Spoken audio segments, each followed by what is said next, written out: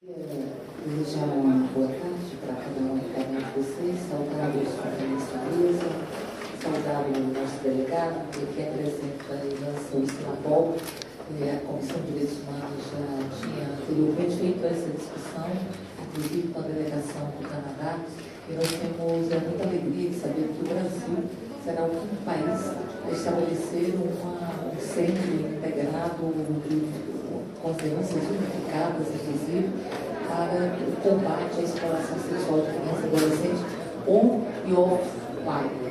Então, portanto, para nós é muito bom estarmos aqui nesse momento. Estamos aqui comemorando os 21 anos do Estatuto da Criança e do Adolescente, que foi construído depois de muitas experiências do Código de Menores, enfim, foi construído a partir de muita dor, eu diria, das nossas crianças, dos nossos adolescentes, mas também de muita esperança e muita determinação. Eu penso que o Brasil nunca pode se esquecer de como foi a aprovação, primeiro a introdução na Constituição da condição de prioridade absoluta e da aprovação do Estatuto da Criança e do Adolescente, porque foi um marco de conquista de direitos fundamentais. Um estatuto que prevê não apenas a condição de sujeito, que me parece que é absolutamente fundamental, ele é um marco transformador. Crianças e adolescentes não são objetos do desejo, objetos, ou não têm a sua vida coisificada. Crianças e adolescentes são sujeitos de direitos. A construção da doutrina da proteção integral, que também é um marco decisivo, a constituição de um olhar diferenciado dos organismos públicos e a responsabilidade da sociedade, a responsabilidade do próprio Estado e a responsabilidade da família. Criança e adolescente não são propriedades de famílias e ao que acontece nas relações familiares, ele tem que ter também um olhar do conjunto da sociedade e do próprio Estado. Então, portanto, o Estatuto da Criança e do Adolescente, ele é absolutamente fundamental enquanto marco. Nós temos a consciência de que as legislações, elas por si só não asseguram direitos.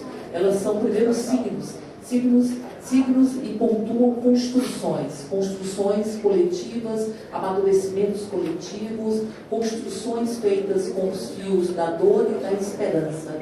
Mas elas são esses marcos para que nós possamos, inclusive, como construção e como signos de progresso, também termos patamares de progresso e de desconstrução de uma cultura que seja uma cultura de coisificação da criança e adolescente, uma cultura adultocêntrica. Então, esse estatuto, ainda que nós tenhamos uma distância muito grande entre o que ele prevê e como é o cotidiano, e o cotidiano das nossas crianças e nossos adolescentes, ele representa um signo, um amadurecimento, e ele se constrói enquanto um patamar, que seja um patamar de reconstrução cultural. Isso tem um valor imenso. Mas, para além disso, ele, ao falar das políticas sociais, das políticas básicas, ao falar das medidas de proteção e das medidas socioeducativas, ele vai estabelecendo uma lógica de que crianças e adolescentes são sujeitos e que são destinatários a uma fase específica, peculiar das suas vidas, e que são destinatários da doutrina de uma política de proteção integral.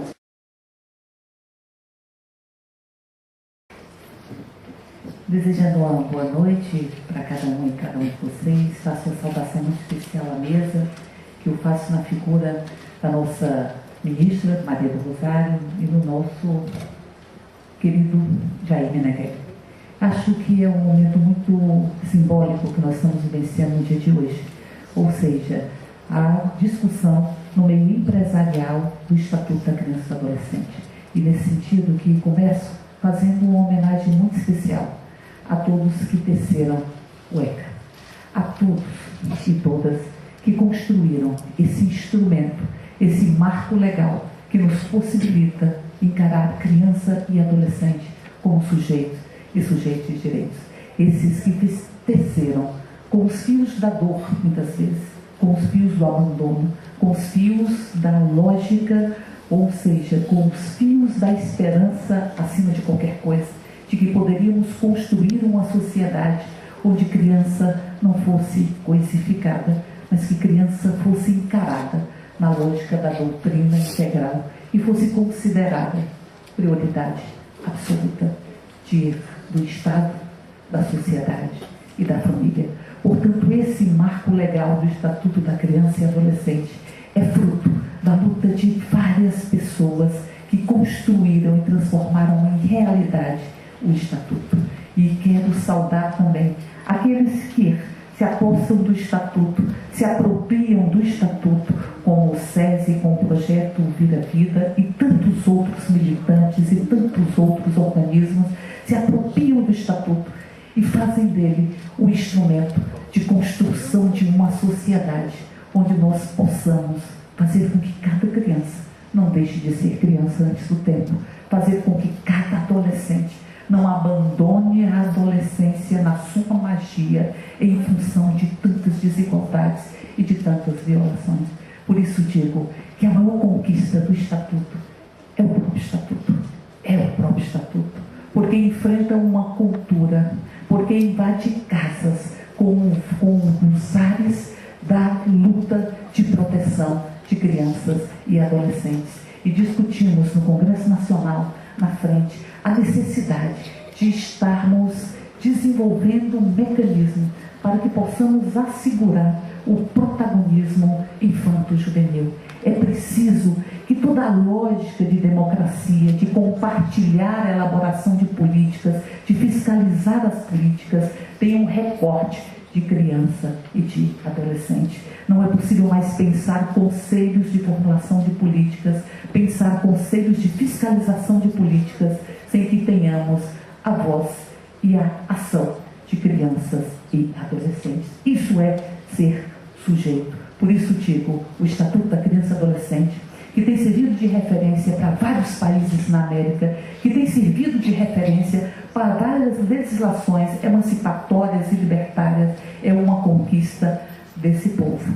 É fruto de tudo isso, mas também é semente de um novo tempo. Por isso digo, viva o Estatuto da Criança e do Adolescente, que ele se torne realidade a cada dia que passa e que ele possa transformar a vida de crianças e adolescentes e que elas sejam privadas de uma condição humana. E termino lembrando Betinho quando disse que quando a gente não consegue mais ver em uma criança, é porque ela foi vítima de tantas violações e a gente só consegue ver o que fizeram com ela. Que nunca deixemos de ver em uma criança, que nunca deixemos de ver em um adolescente, e que todos possam exercer a mais que bela condição